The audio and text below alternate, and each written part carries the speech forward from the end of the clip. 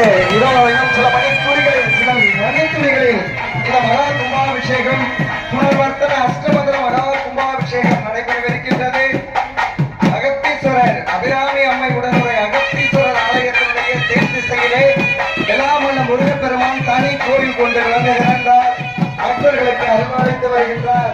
அத்தகைய சிறப்புமிக்க இந்த திருத்தலத்தினுடைய கும்பாபிஷேகம் இன்னும் சில மணித்துளிகளிலே நடைபெறவிருக்கின்றது. அங்காக இருக்கின்ற பக்தபடி மையன்பர்கள் விரைந்து வந்து இந்த மகா கும்பாபிஷேகத்தை கண்டுபிடித்து எல்லாம் வல்ல முருகப்பெருமானுக்கு பாத்திரதாரமாகும்படி அன்போடு அந்த உயிர் சக்தியை சரசக்திக்கு சொல்கிறார்கள். இந்த கும்பாபிஷேகம் என்பது